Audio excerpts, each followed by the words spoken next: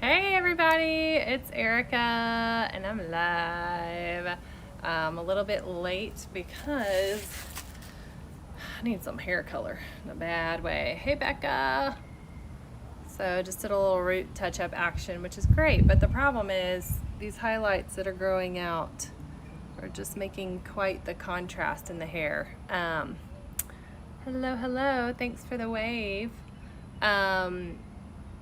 Yeah, so I feel like a brat, but I'm getting a little tired of having bad hair color and a mullet. Like, it's really time. I've been trying to grow my hair out, so I'm thankful for some length, but it's basically turning into a giant square. So, hoping I can get in with my girl.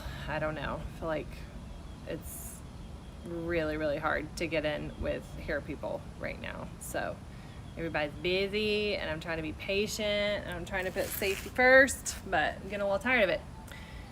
Speaking of hairdos, that is not the topic of conversation today, but I really, really wish I could show everybody what is happening in my backyard right now. My husband's brother is over, my brother-in-law, receiving a haircut. He has very thick hair that grows very quickly. And my husband is shirtless because he was doing a workout in our backyard earlier.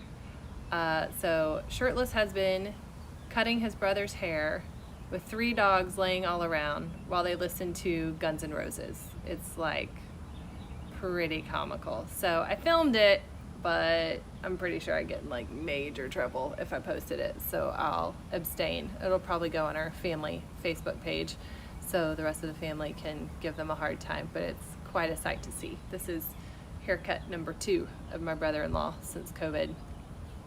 We actually redid our patio, so it's lovely for an outdoor haircut. Has, what do you call that, patterned tile, and we got counters and a sink and drink cooler, and we're gonna get a grill, but we don't have anybody to have over really, because I feel like we're still not really supposed to. So yes, very classy. That is how we roll, for sure.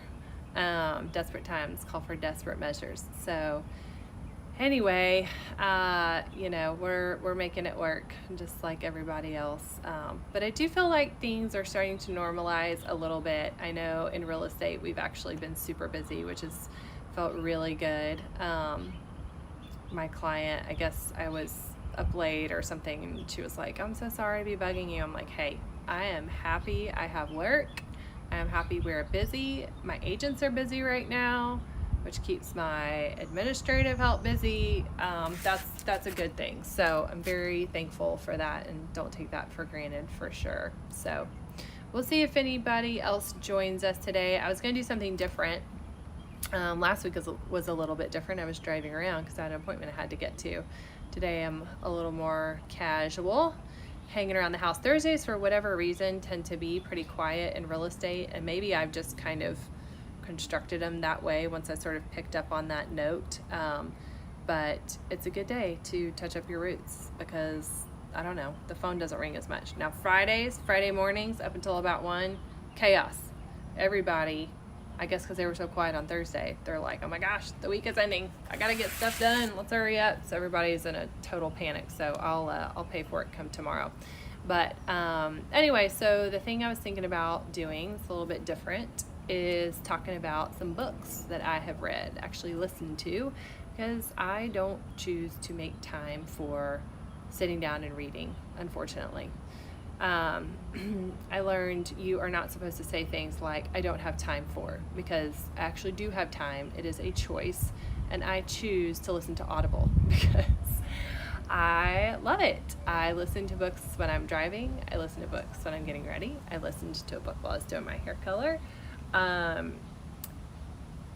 Walks, it's cooking. It's great. So I feel like I get through a lot of material, and it seems like somehow every time I read a book, it's always like the right book for the time. And I have a lot of books in my queue and in my wish list, and I'll kind of pick one randomly, and it just seems like it's always perfect for whatever's going on in my life or whatever I have coming up next. Even this book I'm reading now, I'll just give you a little teaser because I don't know a whole lot about it because I just started listening to it today, but it's called Little John or something like that. I know it has Little John in the title, and the author is Robert Bly, and he basically is talking about masculinity, and which seems like kind of a random thing for me to be listening to, but my cousin recommended it years ago, and like I said, it's just been in my queue and all of a sudden is there. So that one is talking about how essentially with industrialization, you have a lot of fathers who leave the home and they go work, and they're not there to initiate their boys into manhood. And you can look across cultures throughout time and you see all sorts of initiation rituals where boys get the message, okay, I'm a man now, and this is what it looks like. And they have older men who pour into them.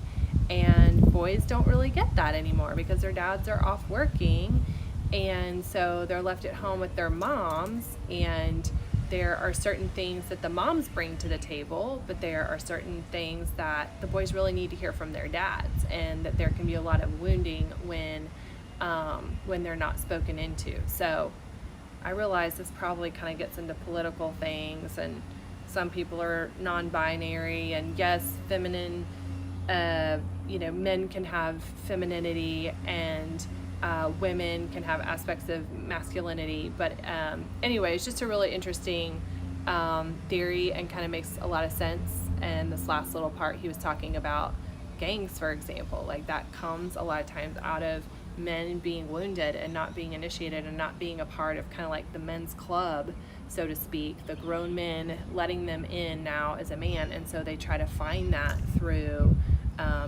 any way that they can, and having a family to be a part of, where people are speaking confidence into them. So very interesting. So we have some guests. Jordan in Scotland. Hi, Jordan. Hello, West Chase Flower Co-op. I love flowers. So Jordan is one of my, I was going to say, speaking of manly men, Jordan is one of my former agents, and he's half Scottish, half English, and he also happens to be one of my former neighbors from when I was very young, but he left us and went to Scotland, very understandably so. Your first live video, well, thanks for making your first live video appearance with me. I really appreciate it, Jordan.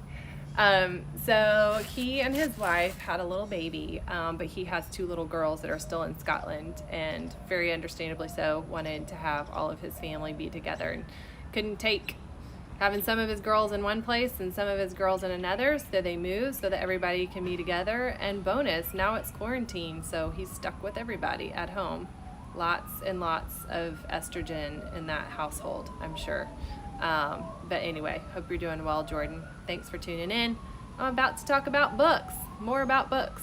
But hey, Jordan, you should check out Iron John. I think it's really good. I think it's important. Of course, you've got little girls, so probably not going to have the male initiation rituals being a big part of the picture, but I don't know, maybe you're going to have a boy at some point. I'm not trying to start any rumors or anything, just saying, could happen.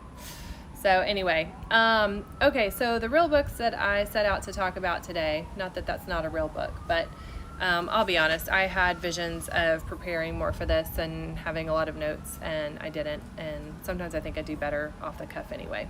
So I have a business book to tell you about, and I have more of a lighter personal kind of book to tell you about.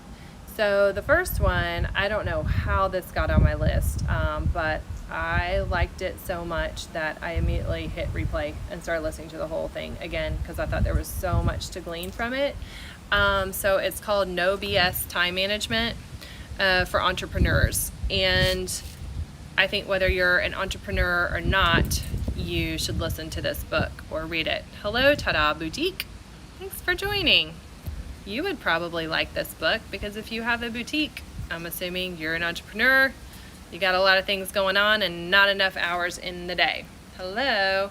And so, Dan Kennedy writes, the author, he has a whole No BS series. I'll talk later about the one that he has on No BS, profitability or management of people and profit, something like that. That was a really good one too. So, whoa, hair.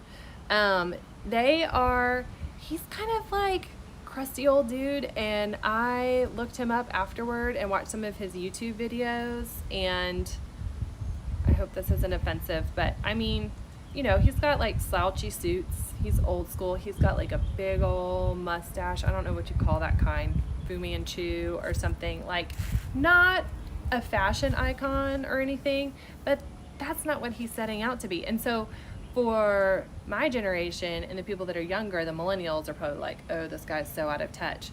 But I think we need a little bit of the Dan Kennedy in our lives, because I think we've gotten too into like airy-fairy stuff. A lot of times when I look at social media, this kind of relates to another one of his books about direct marketing. I'm looking at like, okay, how is this actually impacting my bottom line? And just a lot of the marketing things that we do, and the decisions that we make, were kind of ungrounded. It's just like, oh, let's just do this because this is the in vogue thing. So anyway, he cuts through the crap basically, and that's why all of his books are called No BS. But the time management one spoke a lot to me. I wrote down a few notes. Let's see here. So one of the things that he starts off with that's super helpful is calculating the value of your time. And I had done that exercise years ago when I was with Keller Williams, but I sort of revisited it.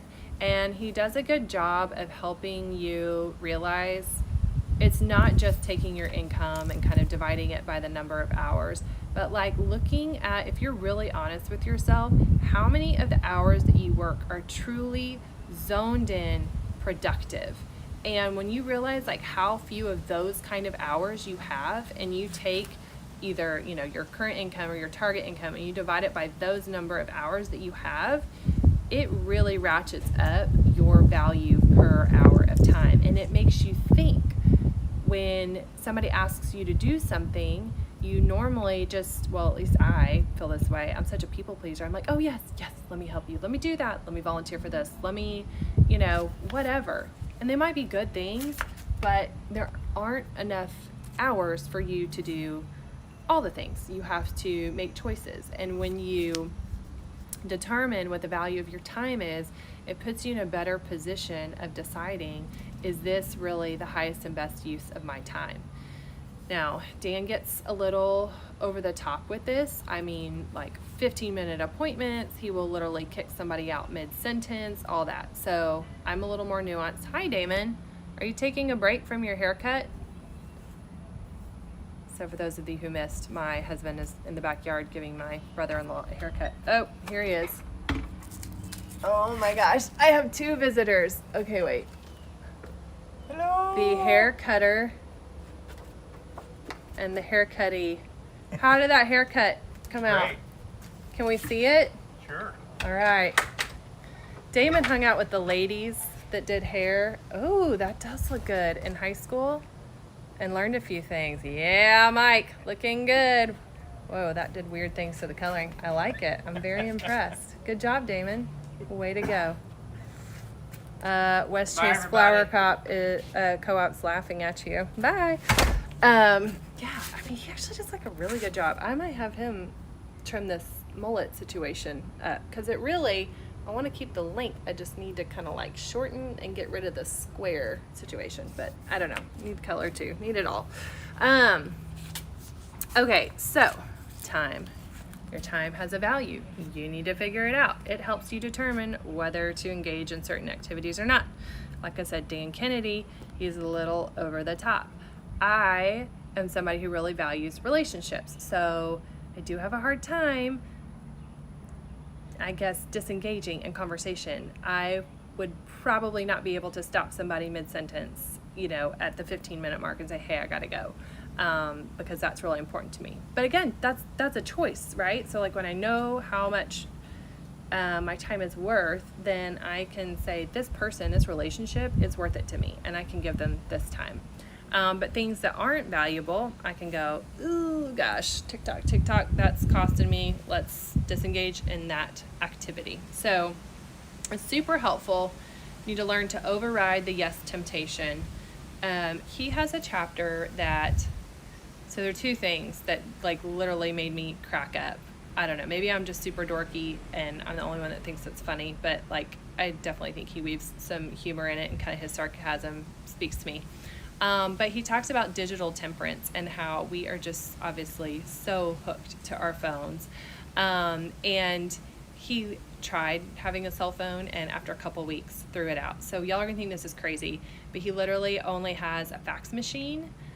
He doesn't have email, no cell phone. He's got a hard line, and he forces people to communicate with him through fax because it kind of weeds out the nonsense questions and forces people to try to resolve things on their own. And then when they do still need his help, formulate a concise presentation of what it is that they need. And it also slows things down. Like when you get a text, you automatically feel that thing in your gut, like, oh gosh, I got to respond right now. And that is not healthy and not normal and not something that generations before us had to deal with. So on that note, for example, I've started using the do not disturb function a lot on my phone, because another thing that they talk about is how, sorry, I realized I just ran off from the humor thing. I'll come back to that. But, and now I just totally messed up my train of thought. So y'all hang on. I will get there. I was talking about the little moon thing on the iPhone, the do not disturb, and using that because instead of constantly being tethered to your phone and then finding a window of time for concentrated work, it should be the other way around. You should be able to focus, and then you carve out little pockets where you allow interruption back into your life. So you get your thing done, and then afterward, oh, let's check my phone, let's see who's called me, let's see who's texted me, and follow up. You're gonna be a lot more efficient that way, and you're gonna get a lot more done. I'm probably kind of mixing this with another book that I really enjoyed. You might have seen a quote that I put up at one point, but it's Cal Newport's Deep Work, and he is very much in line with this as well and talks a lot about how humans are designed to do deep, engaging work, and this just frenetic world that we're in of constant interruptions is super disruptive and problematic. So anyway, but back to Dan Kennedy, he just has a really comical chapter where he's talking about a cell phone and kind of comparing it to a dog being on a leash, and says basically he'd rather be prodded with a hot poker in the rear end than have a cell phone. It was pretty funny. And he has another chapter where he talks about time vampires and sort of gives these caricatures of different people that you might encounter, like the know-it-all and the Mr. This and the Mrs. That, and the folks that just like come into your office and just drone on and on, or drone, I don't know what I'm saying, you know what I mean, they go on and on and on and just eat up your time, and you're sitting there and you're just like, ooh. So anyway, it's really comical in parts, but I learned a lot about it. And just a couple lines from that, he said, and I think he may have been stealing somebody else's line, but he said, everyone is busy. What are you being busy about? That is the important thing, because everybody's like, oh, I'm so busy. It's like, well, what are you busy with? I didn't know that could like happen, so I just hit pause on it. Let me see here. Okay, make sure my silent mode is on, because see, there are problems with having your phone on silent, because then you miss important calls. So I had mine undone, I guess. But what are you being busy about? And then there was another line he had where he said, it gets late early out here. And I know I feel that way, like, oh my gosh, it's already 4 o'clock, it's already 5 o'clock, what happened to the day? So anyway, highly recommend that book. All right, the other book on a lighter note is Bringing Up Bebe. I don't know who wrote it, but it's B-E-B-E. So it's basically, and I can type it later in comments, or if somebody wants to Google it and put it in there, they can. But that was a really great book. My friend Kenna Tenhave, that has Sage Threads, recommended it to me. And it's, I don't have kids. I would like to have children, and found this book fascinating. Hi, Catherine. Okay, Catherine, you need to read this book I'm talking about, Bringing Up Bebe. If you get a chance, look it up and tell me who the author is, because I can't think of it right now. But anyway, so it's basically this American woman. She married a British guy. They moved over to Paris, and they ended up having their babies. Hi. And she was just looking at how the French mothers were so relaxed and their kids were good and they weren't running around crazy, and like the moms kind of looked like supermodels and had their bodies back and all this stuff. She's just like, what on earth is going on? Like, how are they accomplishing this? So it's sort of her research project, essentially, of how French parents rear children differently. And kind of what I gleaned from it, a lot of it has to do with teaching children to wait. I think American parents are very quick to constantly engage with little Johnny and like, oh, I've got to run around the island with him, and I've got to interact and play, with him while he's doing his Legos and all this. And we've lost the art of allowing children to be content playing by themselves, self-soothing. There's a large part where she talks about how babies, quote, do their nights. That's how they call it, how they say it in France.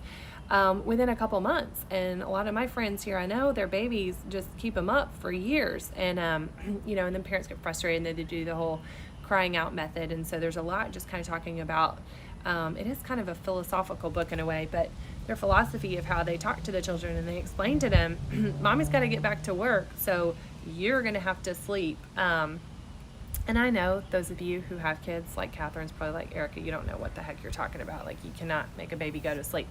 And I'm probably not wording it correctly, but it was very fascinating and seemed to make a lot of sense to me.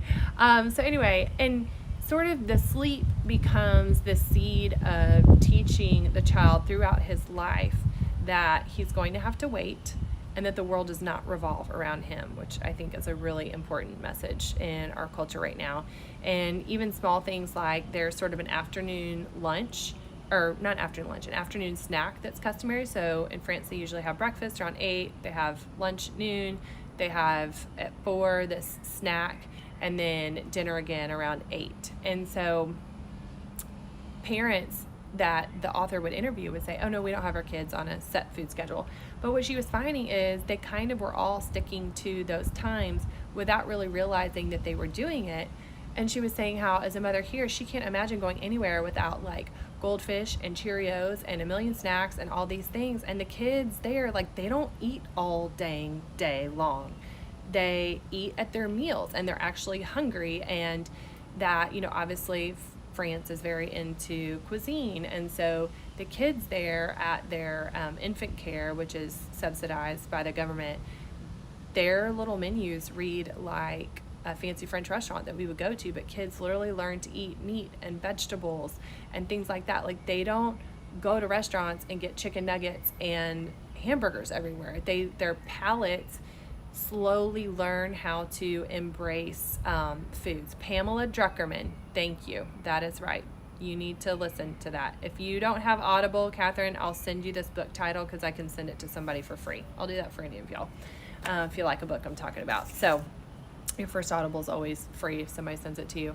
But yeah, so it was just really eye-opening. And I know I studied in Spain for a semester, and I feel like I learned a lot of different things. It's just always good to see how another culture lives, how they eat, kind of their philosophies. For example, one of the things, this is a tangent, but probably one of the most important things that I learned from studying abroad, it's going to sound random because it's not something I learned in school, has nothing to do with the Spanish language, was how they, kind of relates to my last point actually, how they value their time. And so my senora that I lived with, for example, she was single, she was a teacher. I'm guessing she did okay, but she probably, didn't make a ton of money. She had her 2 daughters living with her. She rented out basically like half of her dining room to myself and my roommate, who's now still one of my dearest friends, and made a little bit of money off of that. But she would wear the same sweater every day. Like, didn't really care that, we worry about like if we wear the same thing within the same week. I wear the same thing all the time because I don't see people that much. But I will admit I get self-conscious when I'm with y'all because you get to see my outfits and you'll remember if I'm wearing the same thing. But anyway, she didn't care. She wore the same sweater all the time. But you know what?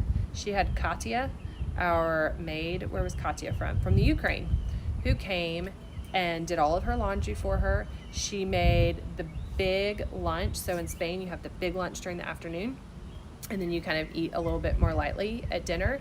So the big heavy meal, Katya made for her. She made it for us. Katya literally, I will never get over this, ironed our towels. She washed and ironed our towels before she hung them up. It was crazy. But Pilar, my senora, was like, I want to be able to chill. I want to be able to hang out. And it's funny because my roommate Emily and I always tease about how she said, oh, Spanish mothers are not like American mothers where they have all this time to make cookies all the time and all this. And we're thinking, what? Like, our moms worked and slaved like dogs and cleaned the house, and they still made cookies, for us.